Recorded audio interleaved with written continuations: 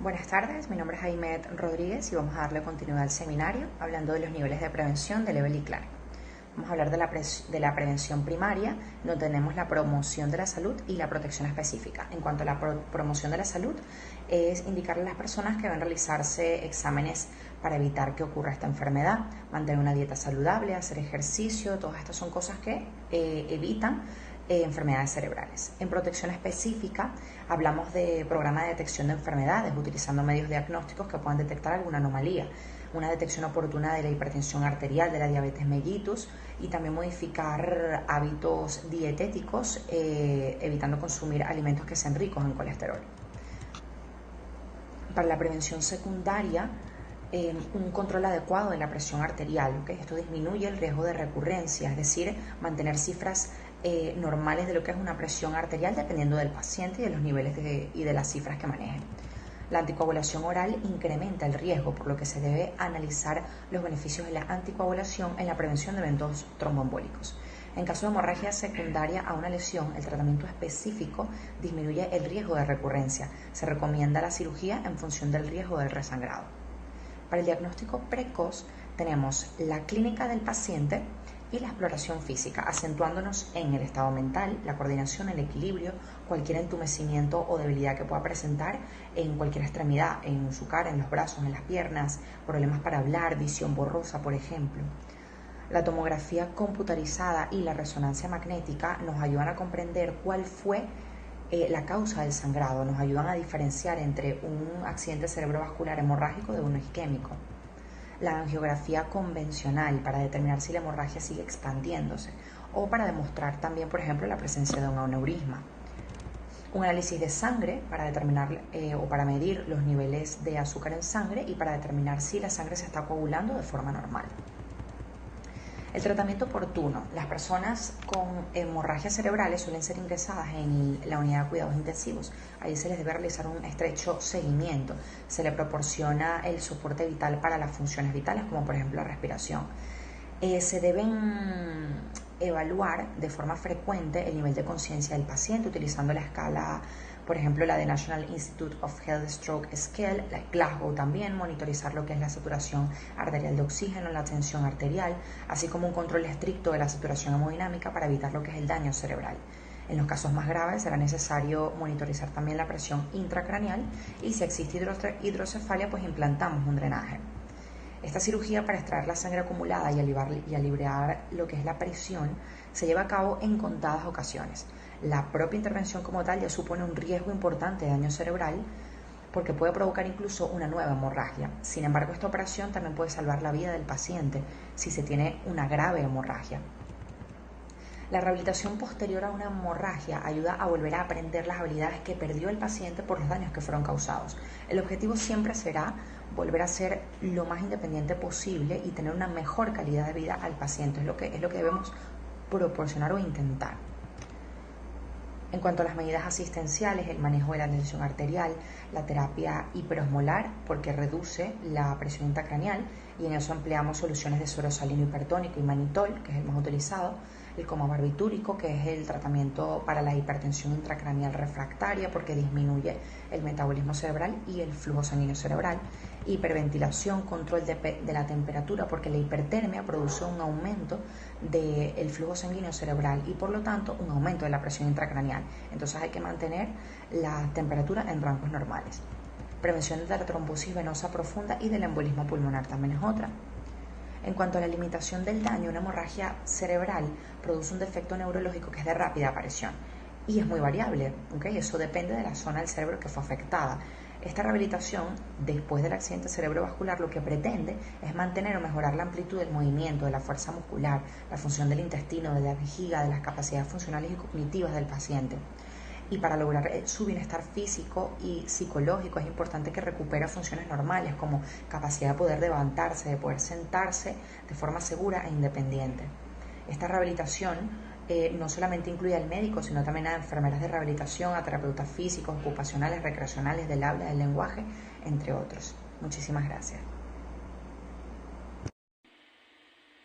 Mi nombre es Osmary Rojas y para continuar con los niveles de prevención de Lebel y Clark en la prevención terciaria tenemos Entre las medidas que se deben mantener una vez que el paciente haya sufrido una hemorragia cerebral, deben mantener la tensión arterial dentro de los valores normales cumpliendo con el tratamiento indicado. Evitar o eliminar el uso de cigarrillos. Si padece de alguna enfermedad cardíaca, cumplir con el tratamiento adecuado. Realizar ejercicios diariamente. Cumplir con una alimentación saludable y balanceada, lo cual va a mejorar los niveles de colesterol, peso corporal y glucosa en sangre. Debe eliminar el consumo de cualquier bebida alcohólica. Entre las estrategias y oportunidades en el control de la epidemia de enfermedad cardiovascular, las enfermedades cardiovasculares son la principal causa de defunción en todo el mundo. Afectan en mayor medida a los países de ingresos bajos y medianos. Más del 80% de las defunciones por esta causa se producen en esos países. La promoción en el ámbito internacional, según la Organización Mundial de la Salud, la doctora Margaret Chan, directora general de la Organización Mundial de la Salud, nos dice lo siguiente: queremos que las personas tomen hoy conciencia de la necesidad de que conozcan su nivel de tensión arterial, comprendan la gravedad de la hipertensión y decidan actuar para controlar su tensión. El programa de la Organización Mundial de la Salud sobre enfermedades cardiovasculares desarrolla su labor en las esferas de la prevención, el tratamiento y la vigilancia en todo el mundo. Su objetivo es la elaboración de estrategias mundiales para reducir la incidencia, la morbilidad y la mortalidad de estas enfermedades mediante reducción efectiva de los factores de riesgo y sus determinantes, desarrollo de innovaciones de atención de la salud como costos eficaces y equitativas en la esfera de tratamiento, seguimiento de las tendencias de las enfermedades cardiovasculares y de sus factores de riesgo. Entre las estrategias dictadas por la Organización Mundial de la Salud para prevenir las enfermedades cerebrovasculares tenemos: deben disminuir la ingesta de sal, deben seguir una dieta equilibrada, deben realizar actividades físicas con regularidad, deben evitar el consumo de tabaco, deben limitar el consumo de alcohol. La Organización Mundial de la Salud apoya las iniciativas para elaborar políticas y planes de alto nivel sobre prevención y control de las enfermedades no transmisibles, así como programas en materia de promoción, movilización de la comunidad, intervenciones ambientales, organización del sistema de salud y suministro de los servicios, legislación y reglamentación. La Organización Mundial de la Salud ha elaborado orientaciones para prestar asistencia a sus Estados miembros en la aplicación de soluciones asequibles y eficaces que permiten reducir la carga sanitaria y financiera relacionada con la hipertensión, por ejemplo, estableciendo medios adecuados para la gestión de un enfoque de control de riesgo cardiovascular total en los centros de atención primaria de salud.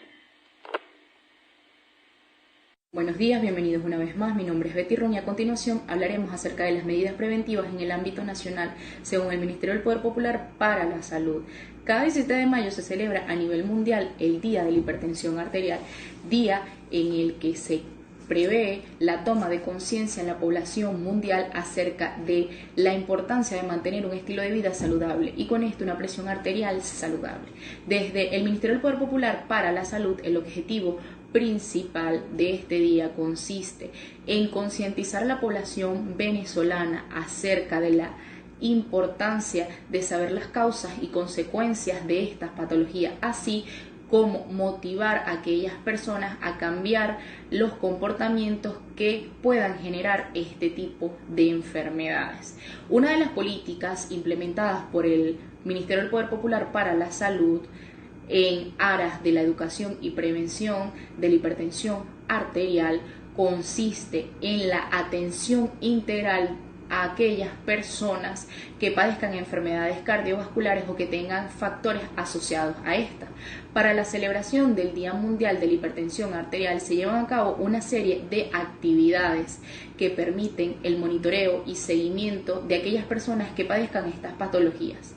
Actividades de promoción de salud y prevención de factores de riesgo, donde hay asesoramientos de hábitos cardiosaludables, actividades informativas educativas a nivel de centros de salud, escuelas y empresas, puntos informativos donde se distribuye material informativo educativo relacionado a la hipertensión arterial, charlas de cesación tabáquica, cursos de cocina saludable, foros comunitarios donde se cuente con la participación de los representantes de los comités de salud y consejos comunales relacionados a la hipertensión arterial. También foros comunitarios o pesquisas de hipertensión arterial, donde se cree la conciencia de modificar aquellos comportamientos que generen este tipo de patologías, incentivar a la población a informarse e investigar acerca de las causas y consecuencias que generan este tipo de patologías. Convencer a los adultos mayores al monitoreo de sus cifras tensionales y su revisión periódica. También aumentar el número de centros de salud que permitan el chequeo de la tensión arterial y motivar a aquellas autoridades nacionales y locales acerca de la creación de espacios que motiven hábitos de salud o nuevos estilos de vida. El proyecto Carenton es una estrategia de integración de los programas de salud cardiovascular, oncológica, endocrinometabólica, renal y del tabaco, que consiste en la intervención en conjunto de acciones de promoción de salud, prevención de enfermedades en la población, así como de factores de riesgos de enfermedades crónicas y graves. Tiene como objetivo principal implementar y promover medidas de protección de vida y conciencia para reducir los factores de riesgo en aquellas enfermedades crónicas no transmisibles más comunes. La misión: planificar, integrar, coordinar y viabilizar el desarrollo de programas de integración cardiovascular, renal, oncológica y endocrinos metabólicas asociadas a promoción de salud, identificación, prevención de enfermedades en concordancia con las prioridades, políticas, estrategias y principios establecidos por el Ministerio de Salud para lograr una atención integral en la población. La visión: alcanzar niveles óptimos de vida y reducir al mínimo los factores de riesgo y morbimortalidad cardiovascular, oncológicas causadas por el consumo de tabaco, renal y endocrinometabólica en la población de Venezuela mediante una acción intersectorial e interprogramática. El objetivo general consiste en contribuir en la salud integral del individuo y colectivo, promoviendo la calidad de vida y salud oncológica, cardiovascular, renal y endocrinometabólica desde el momento de la preconcepción en la población y en el territorio venezolano. Gracias. Bienvenidos. Mi nombre es Juan Ruiz. Continuando con el ciclo del seminario, estaremos hablando sobre el componente endocrino-metabólico del programa CARE.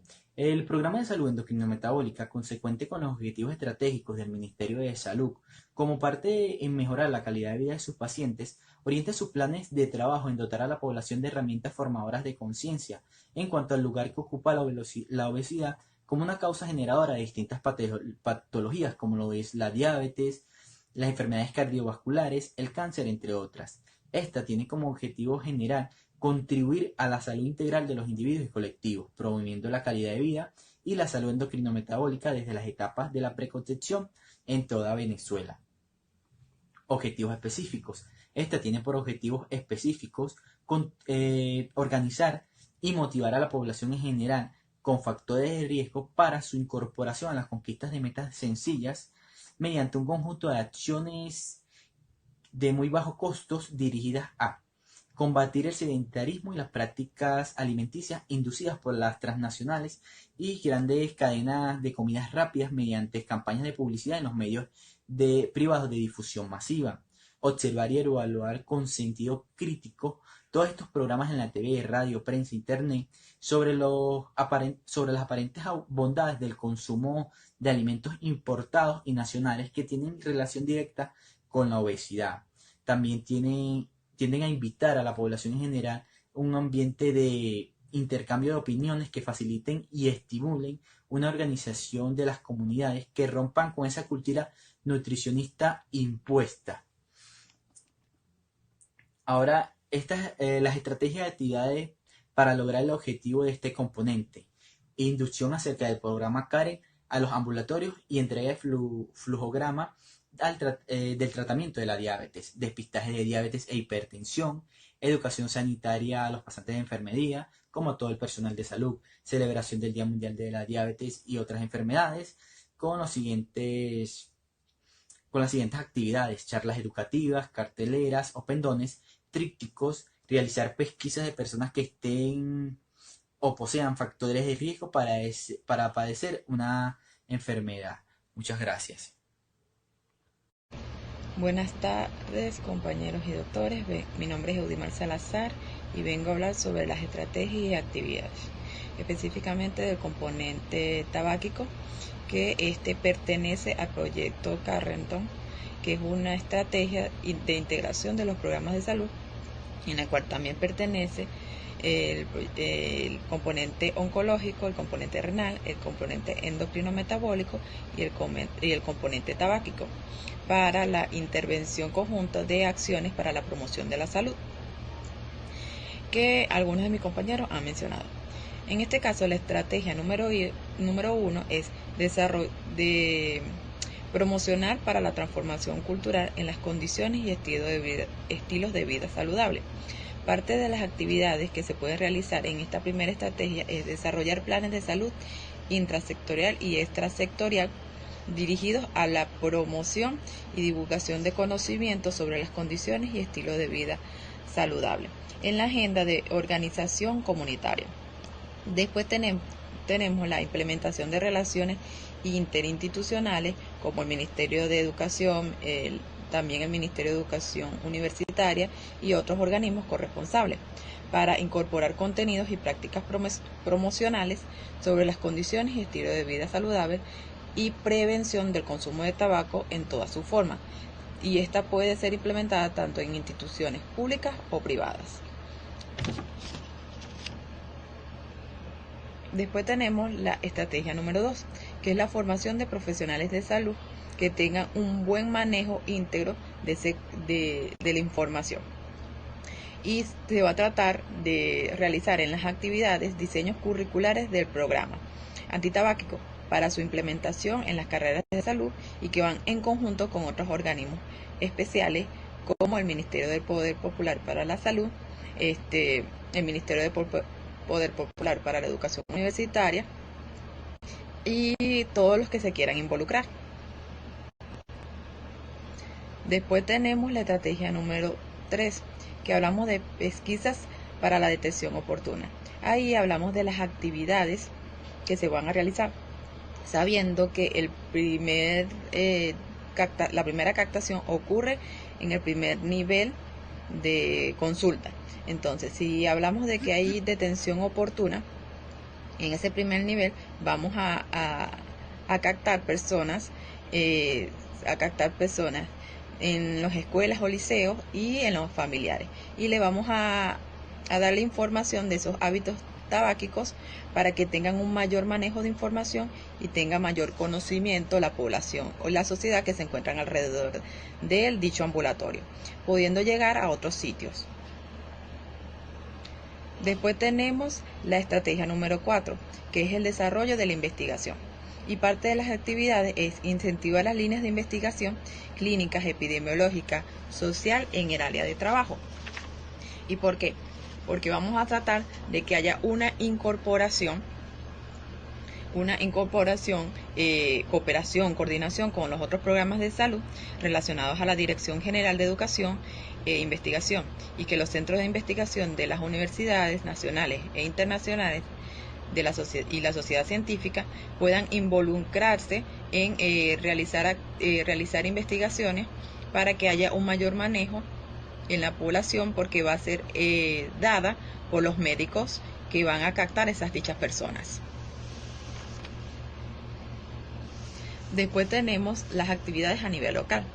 Ahí tenemos la atención directa al paciente a través de la consulta, que se habló en la estrategia número 3, en las charlas de sensibilización sobre el efecto nocivo del cigarrillo, que más o menos viene dado por la estrategia número 3 y la estrategia número 4, donde si tenemos más información, los médicos o las personas o estudiantes que estudian relacionados a la salud van a tener mayor información, que van a sensibilizar a las personas. El apoyo el apoyo psicológico a dichas personas, entrega de tratamientos antitabáquicos que pertenece a estas actividades que podemos realizar. Muchas gracias. Buenas, le vamos a hablar un poco sobre el componente oncológico. El componente oncológico tiene varias partes, entre las cuales están las funciones y los lineamientos. Vamos a hablar un poco de cuáles son las funciones del mismo. Una de las principales funciones es crear un plan regional de atención integral oncológico. También está el mantener un censo actualizado de los servicios, un diagnóstico temprano mediante el conocimiento de signos y síntomas, las pesquisas citológicas prostáticas y mamarias de cobertura regional y municipal, establecer estrategias de comunicación, información y educación, y también establecer estrategias integradas a la promoción de salud y la prevención de riesgos. Ahora vamos a hablar un poco sobre los lineamientos de este componente, entre los cuales está la entrega de medicamentos antineoplásicos, la promoción de estilos de vida saludables, el plan de atención integral oncológica y el registro nacional de cáncer. Además de las funciones y de los lineamientos, también tenemos las actividades que realiza este programa como tal. Una de las principales actividades que registra es instaurar el plan regional de atención integral oncológica que garantice el uso eficiente y equitativo de los recursos. También tenemos que hay que desarrollar actividades mediante la educación en el área oncológica, con los recursos humanos existentes en los servicios de la red de atención. También hay que establecer estrategias integradas de promoción de salud y prevención de riesgos. Esto incluye medidas legislativas, de reglamentación y ambientales. Hay que asegurar los casos detectados y que se dispongan de servicios adecuados de diagnóstico y de tratamiento. Y mantener el censo actualizado tanto como de servicios públicos como de servicios privados. También hay otras actividades como las que son promover el diagnóstico temprano mediante el conocimiento de los signos y los síntomas de los tumores detectables y curables que tienen prevalencia en la comunidad. Está facilitar el desarrollo de estrategias de información y comunicación continua a la población sana y a la de alto riesgo también. Hay que vigilar el cumplimiento de las normas y de los protocolos del tratamiento del cáncer. También hay que monitorizar el cumplimiento y el cumplimiento del envío de información consolidada y analizada que alimente el Registro Nacional de Cáncer. Además de estas actividades, también están algunas medidas preventivas en el ámbito local según el Instituto de Salud Pública. El ISP o Instituto de Salud Pública del Estado Bolívar ejecutó una programación especial dirigida a prevenir la hipertensión de acuerdo con los lineamientos emanados de la OMS, la Organización Mundial de Salud. El gobierno nacional también intervino y el gobierno regional. Esta campaña estuvo dada, o el eslogan de la misma fue "Conoce tus números y mide tu presión arterial", con el objeto de disminuir la cantidad de infartos del miocardio y de los casos persistentes. En el caso del municipio de Eres, el 1 de abril de 2013 se comenzó a desarrollar pesquisas en ambulatorios en el Hospital Julio Criollo Rivas el día 17 y el día 19 en el auditorio del ISP. Todo esto con el fin de poder orientar a las personas en que hay que promover la salud de alguna forma, y esto lo hacemos simplemente tratando de educar a las personas. ¿Cómo hacemos eso? Que ellos mismos tomen conciencia de cómo es su estilo de vida, cuáles son los hábitos saludables, qué tengo que hacer para poder tener una buena salud. En ese entonces se hizo una charla en la cual se habló de la toma de conciencia de los hábitos saludables, hábitos alimenticios, hábitos digamos familiares, de cómo poder sobrellevar la carga familiar, dado que el estrés tiene mucho que ver en esto, de cómo qué ejercicios hacer para fortalecer la salud, cómo mantener una alimentación balanceada, cómo se les dijo también que hay que disminuir el consumo de sal. Todo esto con el objetivo de que ellos puedan tener las herramientas adecuadas para cuando tengan ese problema, sea o no sea que lo tengan, pueden ser propensos a tenerlo en algún futuro donde ya tengan las medidas pertinentes para poder atacar esta patología. Muchas gracias.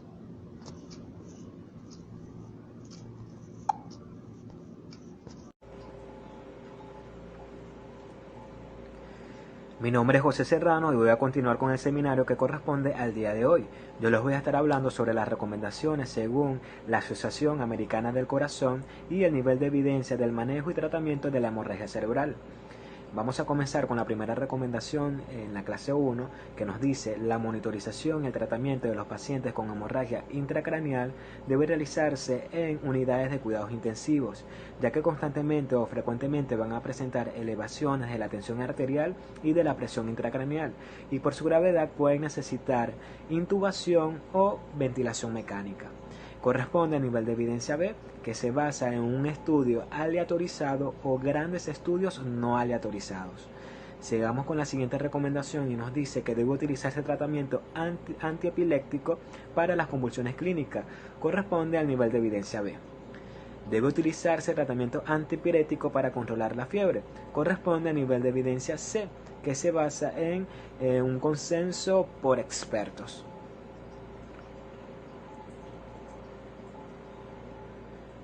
Según la clase 1, otra recomendación nos dice que en pacientes estables se recomienda movilización y rehabilitación precoz. Corresponde al nivel de evidencia C. Ahora, la clase 2 nos dice que el tratamiento incluye la elevación de la cabeza, analgesia y sedación. Además, la utilización de soluciones osmóticas como manitol o suero salino hipertónico, el drenaje de líquido cefalorraquídeo, el bloqueo neuromuscular y la hiperventilización requieren monitorizar la presión intracraneal y la tensión arterial para mantener la presión perfusión cerebral menor a 70 miligramos de mercurio. Corresponde a nivel de evidencia B. Ahora, la persistencia de hiperglucemias mayor a 140 miligramos de cilitro durante las primeras 24 horas se asocia a peores resultados. Las guías para el manejo del ictus isquémico recomiendan tratar con insulina las glucemias mayor a 140 a 180 miligramos de cilitro. La utilización de estos rasgos en el tratamiento de la hemorragia intracraneal parece igualmente razonable. Esta corresponde al nivel de evidencia C.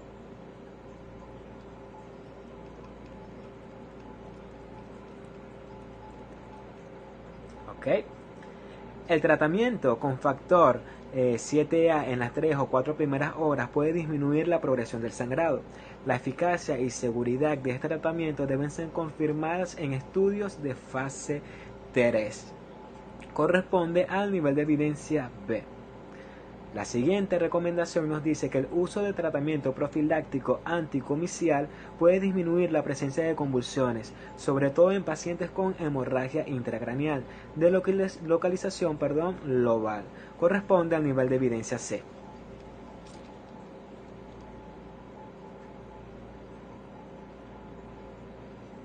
Ok, ahora vamos a hablar un poco sobre las recomendaciones para prevenir la trombosis venosa profunda y el embolismo pulmonar. La clase 1, la primera recomendación nos dice que los pacientes con hemorragia intracraneal y hemiplegia pueden tratarse con sistemas de comprensión neumática intermitente. Corresponde a nivel de evidencia B. La siguiente recomendación nos dice, la clase 2, que después de 3 a 4 días y tras comprobar el cese del sangrado, la dosis o debemos considerar la administración de dosis bajas de heparina de bajo peso molecular o no fraccionada en pacientes con hemiplegia. Corresponde a nivel de evidencia B. La siguiente recomendación nos dice que debemos considerar la colocación de un filtro en la vena cava en aquellos pacientes con trombosis venosa proximal y clínica de embolismo pulmonar. Corresponde a nivel de evidencia C. Muchísimas gracias. Recomendaciones para la retirada de medidas de socorro. Se recomienda considerar un tratamiento agresivo y completo durante las primeras 24 horas, aplazando así la decisión de no reanimar, excepto en aquellos pacientes no reanimables previamente. Aunque se tome la decisión de no realizar una reanimación cardiorrespiratoria, el paciente puede seguir recibiendo las atenciones médicas y quirúrgicas que se consideren apropiadas. En cuanto a las recomendaciones para prevenir la recurrencia, tenemos que tratar la hipertensión en la fase no aguda es el paso más importante para reducir el riesgo de sufrir una hemorragia cerebral y su recurrencia. El tabaco, el uso del alcohol, el uso de las drogas son factores de riesgo importantes para sufrir una hemorragia cerebral. Se le debe informar a aquellos pacientes que han sufrido una hemorragia cerebral que abandonen el hábito para así evitar la recurrencia. Manejo del paciente con enfermedad cerebrovascular en el Hospital Universitario Ruiz y Páez. La evaluación clínica que debe ofrecer la orientación diagnóstica correcta de estos pacientes debe ser acompañado de estudios complementarios apropiados y la terapéutica adecuada. Debe realizarse en todo paciente con sospecha de presentar un ictus. Hay que tener una valoración en la cual recoja de forma rápida y protocolizada los principales datos clínicos. Entre estos datos clínicos tenemos los aspectos relevantes de la anamnesis, del cual tenemos la hora del inicio de los síntomas. Hay que hacer énfasis en estos aspectos, ya que en el caso de un ictus isquémico se dispone de un máximo de 3 a 5 horas, desde el inicio de los síntomas hasta administrar el tratamiento trombolítico intravenoso. En el caso de las hemorragias intracerebrales se produce con mayor frecuencia durante el día, mientras que el infarto cerebral suele acontecer cierta frecuencia durante la noche. Luego tenemos la circunstancia en que se presentan los síntomas. Si el paciente se encuentra en una actividad física o en el reposo, esto nos da una orientación diagnóstica, es decir, que si la instauración súbita durante un esfuerzo o coincidiendo a un pico hipertensivo sugiere a lo que sería un ictus hemorrágico, mientras que la aparición durante una hipotensión orienta hacia un ictus hemodinámico. Si los síntomas presentan posterior a lo que sería un traumatismo cervical y existe dolor cervical o facial, es probable que se trate de una disección arterial. Luego vienen los síntomas de presentación. Estos síntomas nos ayudarán a establecer el carácter vascular y el déficit neurológico y a localizar el territorio arterial y cerebral afectados por el ictus. Asimismo, la presencia de algunos síntomas puede condicionar a la aplicación de medidas terapéuticas. Entre estos síntomas tenemos lo que sería afasia, que el paciente puede presentar una afasia, puede presentar hemiplegia o hemiparegia, puede tener una visión borrosa, debe estar acompañado de cefalea, ataxia y también puede estar en un ataque hipertensivo arterial. Luego viene el perfil evolutivo de los síntomas. Esto debe inquirirse sobre el antecedente de síntomas deficitarios transitorios, a lo que se pudo no haberse dado importancia por su brevedad. Y también apoyan a un ictus isquémico. La evolución de los síntomas puede orientar hacia un ataque isquémico transitorio. Y también puede ser un ictus establecido o un ictus en progresión. Luego viene la información sobre comorbilidades, factores de riesgo y fármacos recibidos. En pacientes con antecedentes de fibrilación auricular y un control deficiente de la anticoagulación, con valores elevados de INR y mal control de la hipertensión arterial, aumenta las probabilidades de un ictus hemorrágico. También puede, en paciente que tiene antecedentes de cardiopatía isquémica o una arteriopatía periférica, apoya la existencia de una enfermedad ateromatosa generalizada y sugiere con mayor probabilidad a un ictus isquémico. Mi nombre es Joarly Zambrano. Continuando con el seminario, vamos a hablar un poco sobre los aspectos relevantes de la exploración física. Esta se centra principalmente en la escala de evaluación neurológica y neurovascular.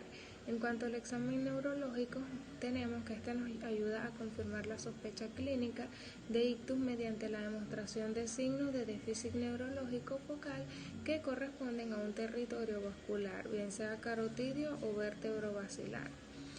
Esto mediante la aplicación de la escala de valoración neurológica específica como la escala de ictus. En cuanto a la palpación y auscultación, tenemos que se puede detectar arterias temporales dolorosas, endurecidas y sin pulso, lo cual sugiere una arteritis de células gigantes. En cuanto a la auscultación cardíaca, se puede detectar signos subjetivos de cardiopatía emboligénica, como podría ser una arritmia cardíaca o una estenosis mitral. También en la auscultación arterial debe centrarse en la fosa supraclavicular, región laterocervical, órbita y cráneo bilateralmente, y tiene como objetivo la detección de soplos que indiquen una estenosis arterial.